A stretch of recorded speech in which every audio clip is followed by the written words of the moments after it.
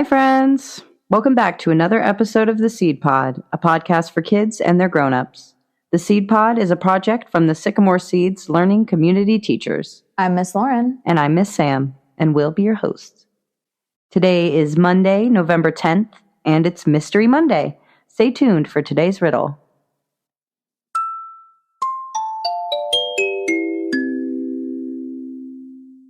On this day in 1903, that's 122 years ago, Mary Anderson patented an invention that came to her after sitting in a streetcar in New York City that had to pull over because the driver couldn't see through the sleet-covered windshield.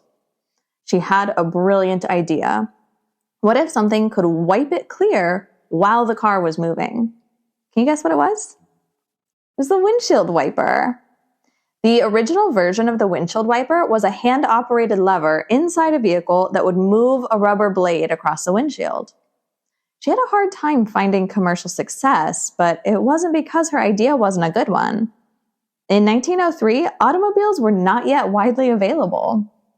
As driving became more and more common, the windshield wiper was eventually adapted for automotive use.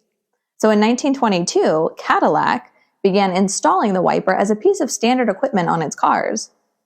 Mary's patent expired before the windshield wiper became commonly used across the automobile industry, so she never ended up profiting from her invention. It's interesting to think about how something that's such a part of our everyday lives as drivers was invented by a woman that didn't even own a car.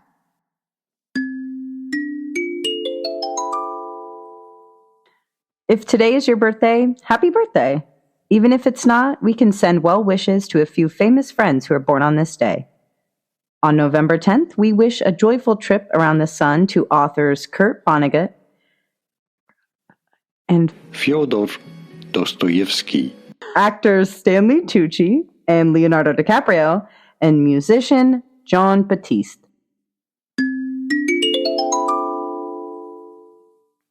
Now it's time for Mystery Monday. Here's my riddle for you this week. What can run but can never walk, has a mouth but never talks, has a head but never weeps, and has a bed but never sleeps? Did you figure it out? We'll reveal the answer after our story.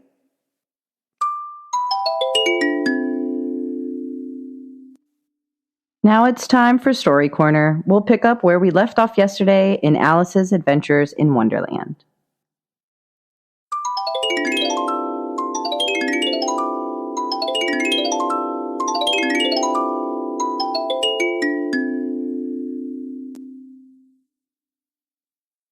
Chapter 11. Who Stole the Tarts? The King and Queen of Hearts were seated on their throne when they arrived, with a great crowd assembled about them. All sorts of little birds and beasts, as well as the whole pack of cards.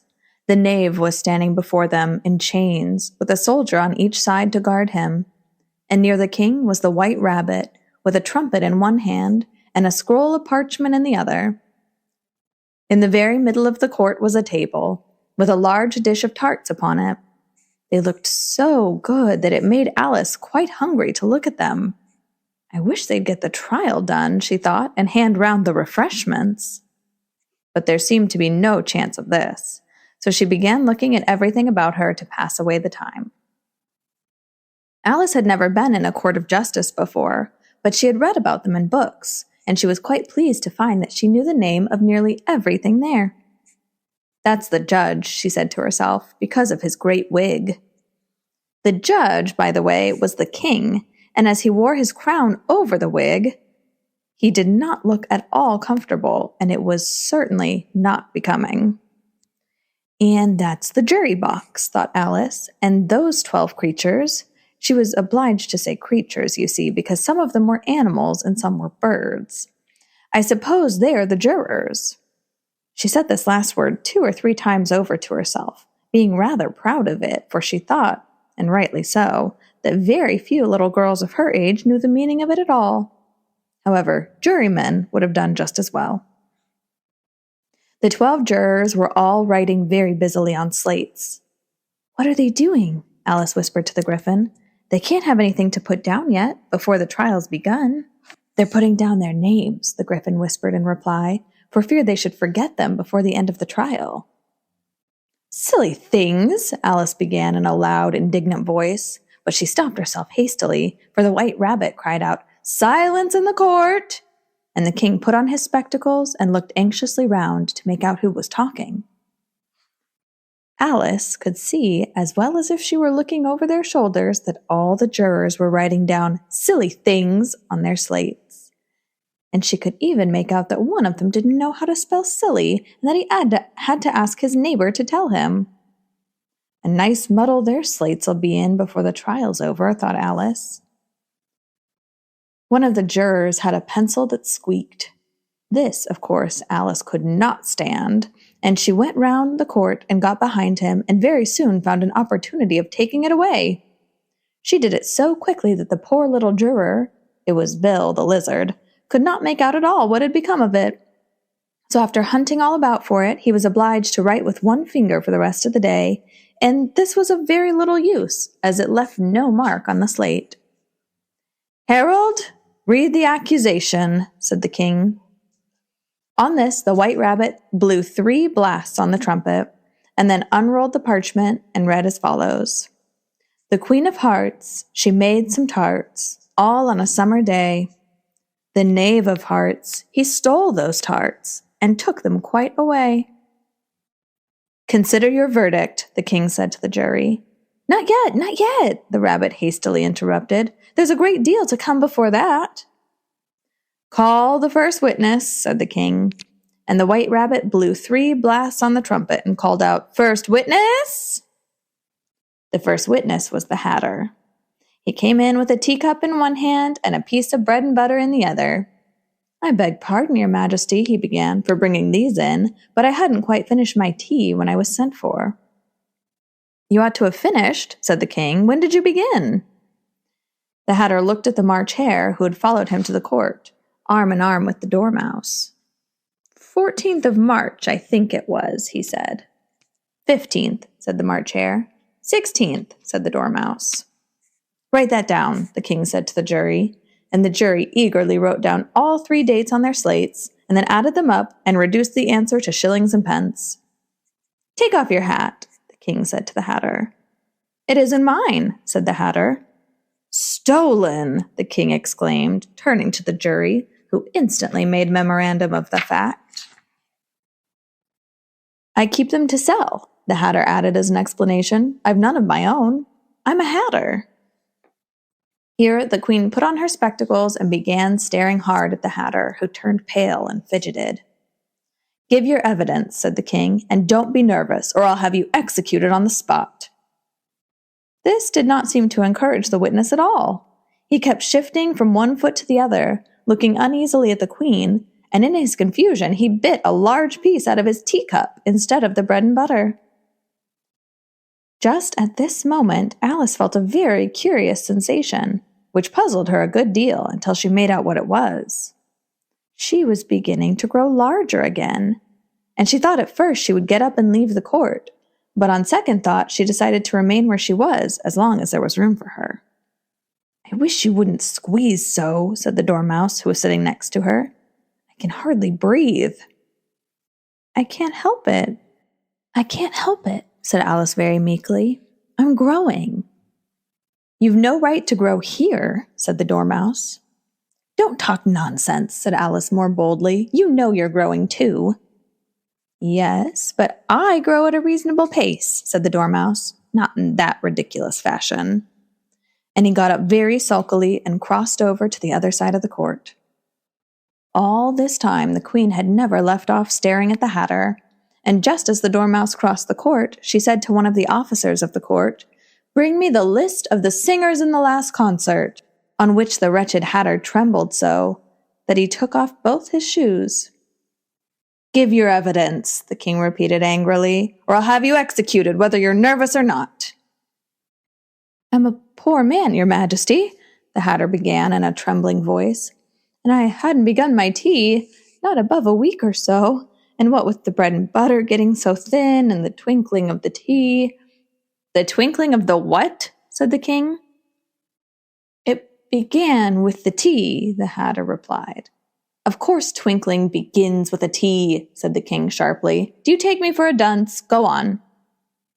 I'm a poor man, the hatter went on, and most things twinkled after that, only the March Hare said, I didn't, the March Hare interrupted in a great hurry. You did, said the hatter. I deny it, said the March Hare. He denies it, said the king. Leave out that part. Well, at any rate, the Dormouse said, the hatter went on, looking anxiously round to see if he would deny it too, but the Dormouse denied nothing, being fast asleep. After that, continued the hatter, I cut some more bread and butter. But what did the Dormouse say? One of the jury asked. That I can't remember, said the hatter. You must remember, remarked the king, or I'll have you executed. The miserable hatter dropped his teacup and bread and butter and went down on one knee. I'm a poor man, your majesty, he began. You're a very poor speaker, said the king. Here, one of the guinea pigs cheered and was immediately suppressed by the officers of the court. As that is a rather hard word, I will just explain to you how it was done. They had a large canvas bag, which tied up at the mouth with strings, and into this they slipped the guinea pig head first and then sat upon it. I'm glad I've seen that done, thought Alice. I've so often read in the newspapers, at the end of trials, there was some attempt at applause, which was immediately suppressed by the officers of the court, and I never understood what it meant till now. That's all you know about it. You may stand down, continued the king. I can't go no lower, said the hatter. I'm on the floor as it is. Then you may sit down, the king replied. Here, the other guinea pig cheered and was suppressed. Come, that finishes the guinea pigs, thought Alice. Now we shall get on better. I'd rather finish my tea, said the hatter, with an anxious look at the queen, who was reading the list of singers. You may go, said the king, and the hatter hurriedly left the court, without even waiting to put his shoes on. And just take his head off outside, the queen added to one of the officers, but the hatter was out of sight before the officer could get to the door. Call the next witness, said the king. The next witness was the Duchess's cook. She carried the pepper box in her hand, and Alice guessed who it was even before she got into the court, by the way the people near the door began sneezing all at once. Give your evidence, said the king. Shan't, said the cook. The king looked anxiously at the White Rabbit, who said in a low voice, Your Majesty must cross-examine this witness. Well, if I must, I must, the king said with a melancholy air, and after folding his arms and frowning at the cook till his eyes were nearly out of sight, he said in a deep voice, What are tarts made of? Pepper, mostly, said the cook. Treacle, said a sleepy voice behind her. Collar that dormouse, the queen shrieked out. Behead that dormouse! Turn that dormouse out of court! Suppress him! Pinch him! Off with his whiskers! For some minutes, the whole court was in confusion, getting the dormouse turned out, and by the time they had settled down again, the cook had disappeared. Never mind, said the king with an air of great relief. Call the next witness.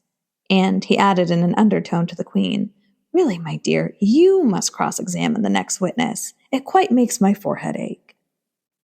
Alice watched the White Rabbit as he fumbled over the list, feeling very curious to see what the next witness would be like.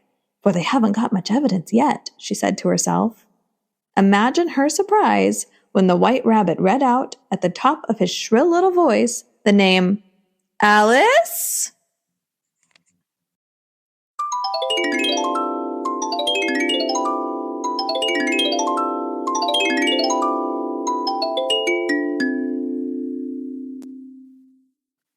Stay tuned tomorrow for our final chapter of Alice's Adventures in Wonderland. Did you figure out the answer to our earlier riddle? What can run but never walk, has a mouth but never talks, has a head but never weeps, and has a bed but never sleeps? It's a river. All right, here's a joke to send you off on this Monday. Ready? Knock, knock. Who's there? He. He who? Yodel hee hoo. Tune in tomorrow for Take a Stand Tuesday. Thanks for listening. Bye.